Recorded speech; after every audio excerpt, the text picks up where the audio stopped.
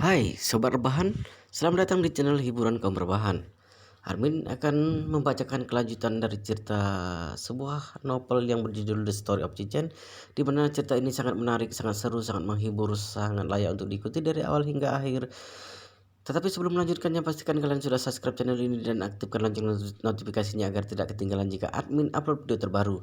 Jika kalian menyukai cerita seperti ini, jangan lupa like. Jika berkenan, share juga ke teman lainnya agar teman lainnya juga mendapatkan informasi hiburan di channel ini. Baik, kita lanjutkan di part ke 234 bertepatan dengan bab ke 1107. Jauh di lubuk hati Kong Delong, pada saat ini dia sudah mengalami penyesalan.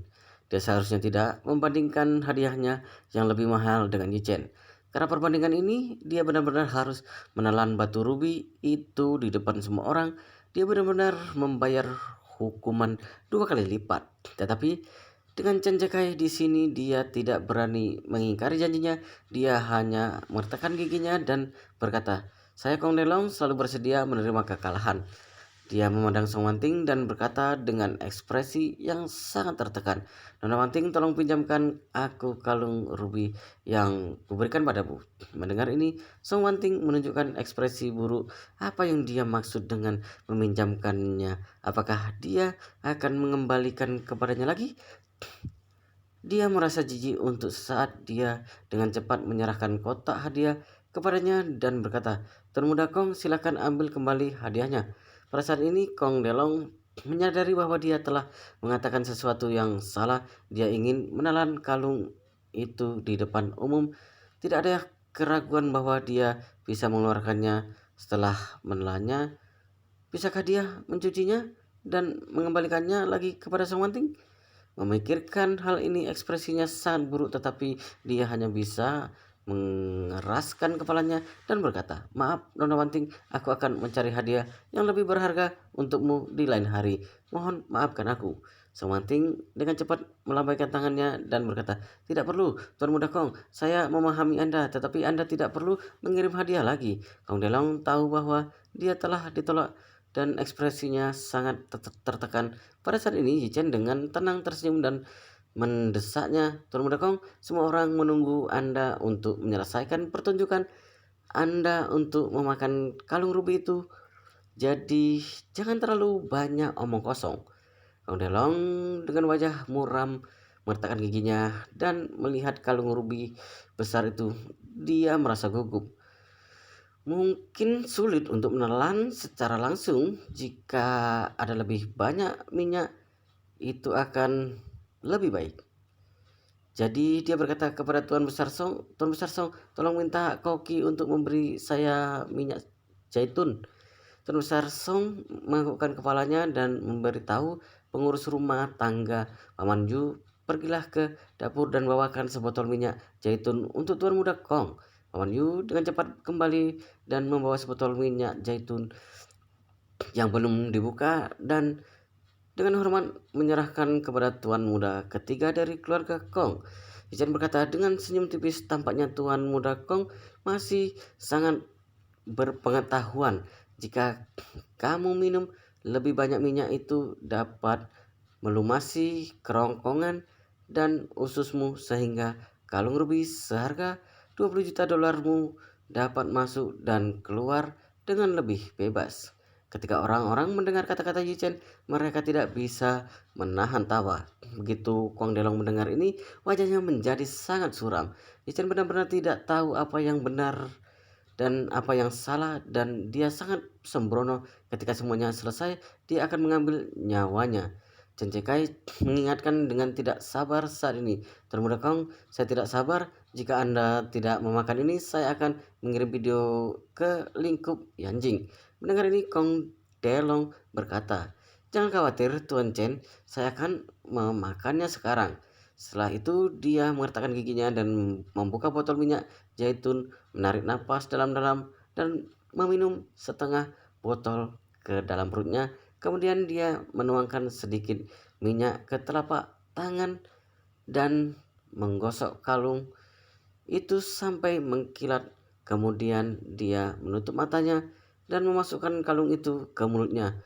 Orang-orang menatapnya dan bahkan beberapa orang telah mengeluarkan ponsel merekam untuk mengabadikan seluruh proses penelan kalung itu. Ekspresinya yang terlihat sangat menyakitkan, tetapi dia mencoba yang terbaik untuk menelannya. Ketika dia merasa sulit untuk menelan, dia menuangkan sisa setengah botol minyak zaitun ke mulutnya. Kemudian dengan efek pelumasan dan pembilasan minyak zaitun, kalung itu akhirnya tertelan olehnya. Chen adalah orang pertama yang bertepuk tangan dan berkata sambil tersenyum, "Tuan Muda Kong benar-benar memiliki bakat khusus. Aku sangat mengaguminya." Ekspresi Kong seperti ingin muntah, jadi dia dengan cepat berdiri dan bertanya Tuan Besar Song, "Tuan Besar Song, di mana kamar mandinya?" Pada saat ini, pikiran pertama Kong Delong adalah memuntahkan kalung itu. Jika dia bisa memuntahkan kalung itu, bukankah itu lebih baik daripada menariknya keluar? Paman Ju berkata dengan cepat, "Tuan Muda, silahkan ikuti saya. Saya akan membawa Anda ke kamar mandi." Kong Delong segera berdiri dan mengikutinya. Ketika dia tiba di kamar mandi, Kong Delong menyogok tenggorokannya agar mual dan terus muntah. Beberapa kali dia bisa merasakan kalung itu di tenggorokannya, tapi dia tidak bisa memuntahkannya. Kong Delong berusaha keras beberapa kali dan beberapa kali dia muntah, wajahnya berubah memerah. Namun pada akhirnya tenggorokannya terasa menyakitkan hingga dia tidak mampu lagi untuk muntah. Dalam keputusasaan, dia terpaksa menyerah. Begitu dia berpikir bahwa dia tidak bisa memuntahkannya, dia berpikir mungkin dia harus menariknya keluar. Kong Delong merasa bersemangat lagi. Dia bahkan bertanya-tanya apakah kalung itu akan tersangkut di perutnya. Jadi dia segera mengeluarkan ponselnya dan menelepon dokter di keluarganya. Begitu dokter mengangkat teleponnya, dia segera bertanya, "Dokter Liu, saya menelan seutas kalung batu rubi. Sekarang saya tidak bisa memuntahkannya. Jika kalung itu masuk ke usus, itu tidak akan membunuh saya kan?" Dokter Liu segera bertanya, "Tuan Muda, ketika seberapa besar kalung rubi itu?" Kong Delong berkata, "Lebih kecil dari telur ayam, tapi lebih besar dari telur puyuh." Dokter Liu bertanya, "Apakah Anda titik yang tajam?" Kong Delong memikirkannya dan berkata, "Tidak ada." Dokter Liu kemudian berkata, "Kalau begitu, Anda mungkin juga harus mengamatinya selama sehari untuk melihat apakah itu dapat dikeluarkan secara alami." Setelah itu, Dokter Liu menambahkan, "Yang terbaik adalah membeli beberapa obat pencahar dan meminumnya, sehingga dapat meningkatkan pergerakan usus dan mengeluarkan lebih cepat." Kong Delong bertanya padanya, "Bagaimana jika saya tidak bisa mengeluarkannya?" Dokter Liu berkata, "Jika Anda tidak dapat mengeluarkannya dalam waktu 24 jam, Anda harus berhati-hati karena jika Anda tidak dapat mengeluarkannya untuk waktu yang lama, kemungkinan besar akan menyebabkan obstruksi usus, penyumbatan yang terjadi di dalam usus. Obstruksi usus adalah penyakit akut dan bisa berakibat fatal." Kemudian Dokter Liu melanjutkan, "Bagaimana jika Tuan Muda ketika datang ke sini sekarang, jadi saya bisa memeriksanya. Begitu Anda merasa tidak nyaman, kita bisa mengoperasinya tepat waktu. Jika tidak, dalam kasus obstruksi usus itu benar-benar berbahaya." Begitu Kong Delong mendengar bahwa dia tidak bisa memuntahkannya dan menariknya keluar, dia mungkin akan mati. Dia sangat marah sehingga dia gemetaran. "Apa-apaan ini? Taruhan itu tidak hanya dipermalukan, tetapi juga mengancam nyawanya." Memikirkan hal ini, Kong Delong merasa sangat membenci Chen sehingga dia ingin segera membunuhnya. Tetapi sekarang masalah terbesar adalah keselamatan hidupnya sendiri. Jika benar-benar ada hal buruk yang terjadi karena dia mempertaruhkan hal-hal kecil ini untuk taruhan itu dan mempertanggungjawabkannya janjinya, maka dia benar-benar telah rugi besar. Jadi Kong Delong segera mengeluarkan ponselnya dan memanggil kapten pesawat pribadinya. "Kapten Chen, di mana kamu sekarang?" Kong Delong tiba di Yanjing dengan pesawat pribadi ayahnya sore ini karena dia telah merencanakan untuk tinggal di Jinling selama beberapa hari, maka kapten pesawat pribadinya akan tiba malam ini. Selain itu, ayah Kong Delong paling sering menggunakan pesawat pribadinya. Kong Delong berpikir bahwa jika pesawat pribadinya tidak kembali ke Yanjing, dia bisa segera kembali. Apapun yang terjadi, dia tidak akan membiarkan kalung rubi yang berada di perutnya membunuhnya. Pada saat ini, kapten pesawat pribadi Kong Delong sedang mengantri di bandara Jinling untuk lepas landas. Setelah menerima telepon dari Kong Delong, dia segera berkata, "Tuan Muda Ketiga, saya sedang mengantri sekarang siap untuk terbang kembali ke Yanjing." Kong Delong berkata, "Segera ajukan permohonan ke bandara udara untuk penundaan keberangkatan dan kemudikan kembali pesawatnya ke apron pesawat. Tunggu aku akan kembali ke Yanjing malam ini." Kapten bertanya dengan heran, "Bukankah Anda baru saja datang ke sini sore ini dan bermaksud untuk tinggal di sini selama beberapa hari? Mengapa Anda ingin kembali sekarang?" Kundelong berkata dengan cepat, "Jangan khawatir, bawa pesawat kembali ke apron pesawat dan tunggu aku akan pergi ke bandara sekarang." Kapten berkata dengan cepat, "Baik, Tuan Muda, saya akan mengajukan permohonan ke bandara udara sekarang." Ketika Kong Delong keluar dari kamar mandi dengan wajah marah, Paman Yu sedang menunggu di pintu. Melihatnya keluar, dia bertanya dengan hormat, "Tuan Muda Kong, bagaimana keadaan Anda?" "Tidak ada yang berubah." Kong Delong mendengus dingin dan berkata, "Beritahu tuanmu aku akan kembali ke Yanjing dulu." "Ya, Bu berkata." Yu Bu berkata, "Apa, Tuan Muda Kong, apakah Anda akan kembali sekarang? Pestanya belum resmi dimulai." "Sialan!" Kong Delong sangat marah di dalam hatinya dan berkata, "Beritahu tuanmu, aku datang ke sini untuk memberi keluarga Song kesempatan besar. Sayangnya keluarga Songmu benar-benar bodoh." Setelah itu, Kong Delong langsung melewati ruang perjamuan dan siap untuk pergi. Yubo tahu bahwa Kong Delong pasti sangat marah, jadi dia bergegas kembali ke ruang perjamuan untuk melapor ke Tuan Besar Song. Begitu Tuan Besar Song mendengar bahwa dia akan pergi, ekspresinya memancarkan sedikit penyesalan, tetapi dia segera kembali normal dan berkata dengan tenang, "Karena Tuan Muda Kong ingin pergi, biarkan dia pergi." Song Rongyu sangat cemas sehingga dia berkata, "Kakek, Tuan Muda Kong ada di sini kali ini karena dia ingin bekerja sama dengan kita secara mendalam. Bagaimana dia bisa pergi seperti ini?" Tuan Besar Song bertanya kepadanya, "Jika dia ingin pergi, bisakah kita memaksanya untuk tinggal?" "Hup," Song Rongyu berkata dengan cemas, "Kakek terlalu bodoh. Apakah kakek tidak bisa menebak tujuan kedatangan Tuan Muda Kong ke rumah kita ini?" Mendengar ini, Song Wanting muncul dan berkata, "Kakak, bagaimana kamu bisa mengatakan itu kepada kakek?" Song Wanting tidak memiliki ayah atau ibu sejak dia masih kecil. Di matanya Tuan Besar Song tidak hanya memainkan peran sebagai kakek, tetapi juga peran sebagai orang tua. Oleh karena itu, Song Wanting tidak bisa mentolerir sedikit pun rasa tidak hormat orang lain terhadap Tuan Besar Song, bahkan jika itu sepupunya.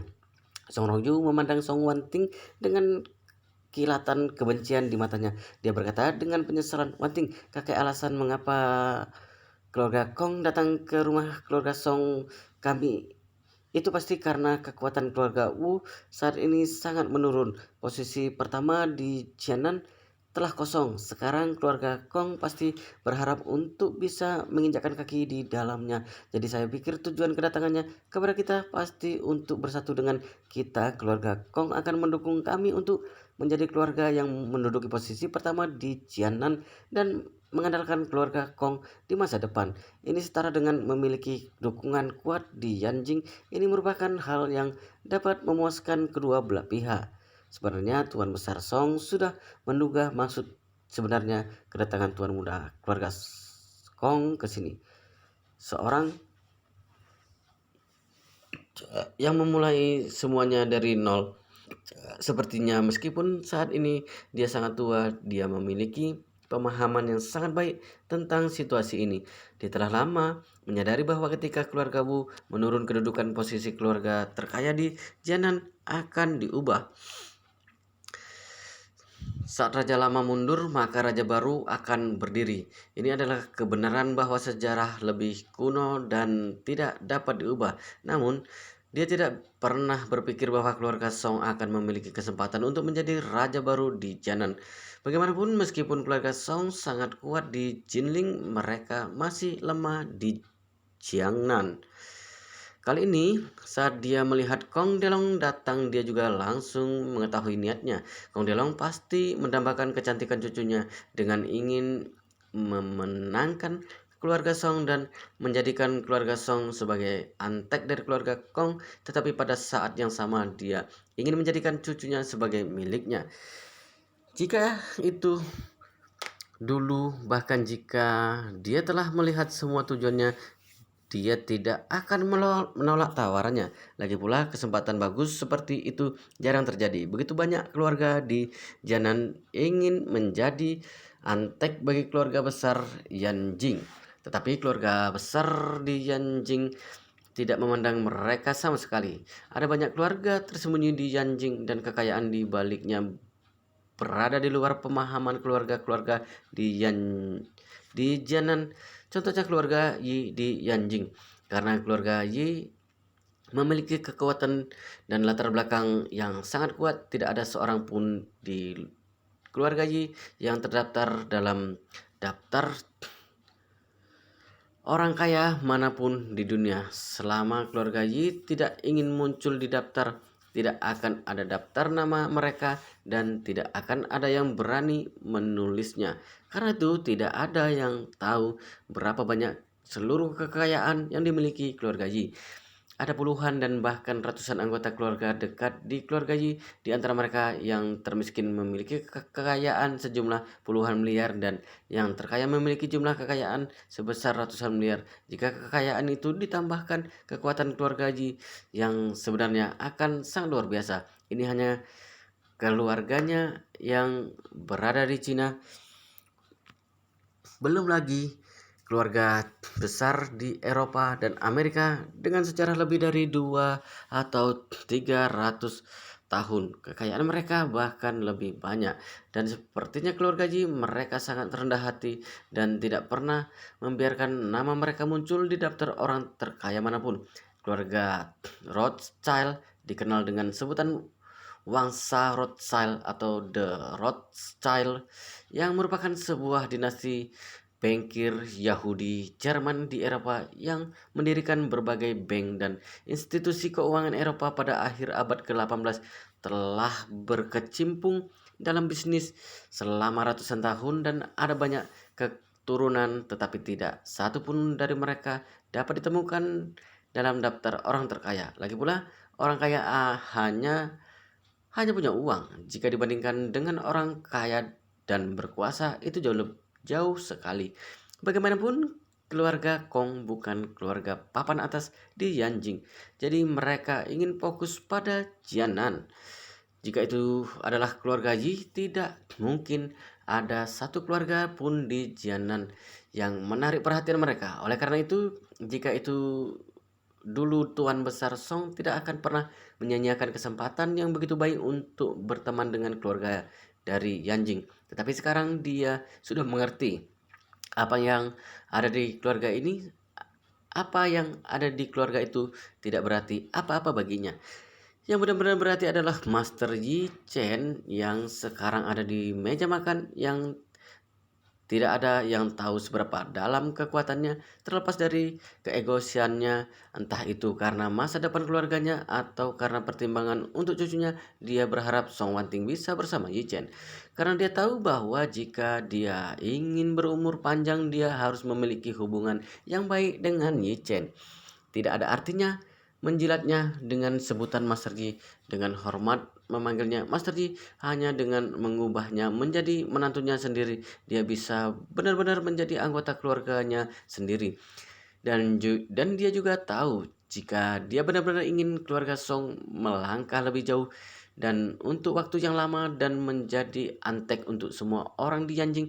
Akan lebih baik jika dia merekrut Master Ji-Chen untuk menjadi menantunya. Terlebih lagi dia juga tahu pikiran cucu kecilnya, dia juga tahu pikiran cucunya yang berharga.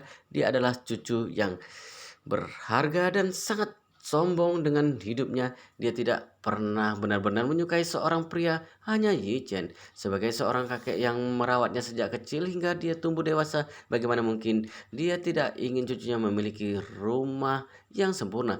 Oleh karena itu, tidak peduli bagaimana orang lain melihatnya, menurutnya kekuatan Kong Delong kurang dari Yi Chen. Song Rongyu sangat tertekan saat ini. Dia benar-benar tidak menyangka bahwa kakeknya bahkan dengan resiko menyinggung Kong Delong akan menjilat Yi Chen. Song Rongyu juga tidak bodoh. Dia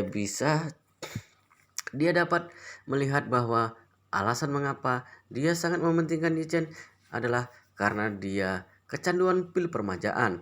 Dengan kata lain, Tuan Besar itu menyanyiakan tawaran berharga yang diberikan oleh Kong Delong dan keluarga Kong yang menyenangkan Yi Chen, yang membuktikan bahwa di matanya dia tidak peduli berapa banyak uang yang dia miliki keluarga Kong. Yang dia pedulikan adalah seberapa lama dia bisa hidup. Kalau tidak, dia tidak akan pernah melepaskan tawaran keluarga Kong untuk Yi Chen. Hal ini membuat Song Rongyu merasa sangat tertekan di hatinya. Pertama-tama, jika Tuan Besar menyerah dengan keluarga Kong, keluarga Song akan kehilangan kesempatan bagus untuk makmur. Kedua, jika Tuan Besar menyanjung Yi Chen akan memberinya pil permajaan lagi. Bukankah dia akan hidup sebagai pria tua menawan jika dia tidak bisa mati? Kapan ayahnya akan mewarisi keluarga Song? Jika ayahnya tidak dapat mewarisi keluarga Song, kapan dia dapat mewarisi keluarga Song? Dan tidak ingin kakeknya hidup 30-40 tahun lagi. Jika begitu, kemudian dia akan benar-benar hancur. Dia hampir berusia 30 tahun dan ayahnya sudah berusia awal 50 tahun. Jika kakeknya meninggal 30 tahun lagi, ayahnya akan berusia 80 tahun ketika dia mewarisi keluarga Song. Jika ayahnya hidup 10 atau 8 tahun lagi dan kemudian menyerahkan keluarga Song pada dirinya, dia akan berusia 60-70 tahun. Ini adalah hal yang tidak bisa dia terima. Dia berharap kakeknya akan mati di sini hari ini. Dengan begini ayahnya akan mewarisi keluarga Song dan haknya akan jauh lebih besar. Dia akan berbeda di bawah ayahnya selama 10 tahun dan kemudian dia akan menipu ayahnya untuk pensiun dini dan menyerahkan posisinya pemilik keluarga Song padanya. Namun, pil permajaan itu terlalu mengganggu. Dengan benda itu, siapa yang tahu kapan kakeknya akan mati? Ayah Song Rongyu, Song Tianming juga kesal. Dia sudah lama siap mewarisi bisnis keluarganya. Sebelumnya, kakeknya sedang sekarat dan dia sangat bahagia. Dia merasa bahwa dia akan segera berhasil. Tetapi tidak pernah terpikir bahwa Song Wanting akan bertemu dengan Yi Chen dan membawanya kemari.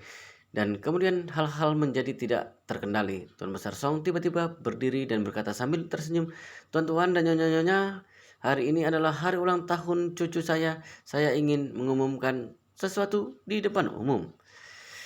Semua orang melihat Tuan Besar Song. Mereka tidak tahu apa yang akan diumumkan di depan umum. Tuan Besar Song menghela napas dan berkata, "Hidup Song Wanting sangat sulit ketika dia masih sangat kecil. Orang tuanya meninggal satu demi satu. Aku dan teman lamaku yang membesarkannya." Song Rongyu dan Song Tianming saling memandang. Mereka tidak tahu apa yang ada di dalam pikiran Tuan Besar Song. Wow, ceritanya sangat seru sekali guys, sangat menarik, sangat menghibur, sangat membuat kita penasaran jika tidak tahu akan cerita kelanjutannya. Tetapi sepertinya kita akan lanjutkan di part berikutnya, di video selanjutnya. Pastikan kalian sudah subscribe channel ini dan aktifkan lonceng notifikasinya agar tidak ketinggalan jika admin upload video terbaru. Jika kalian menyukai cerita seperti ini, jangan lupa like. Jika berkenan, share juga ke teman lainnya agar teman lainnya juga mendapatkan informasi hiburan dari channel ini. Baik, kita lanjutkan di part selanjutnya di video berikutnya.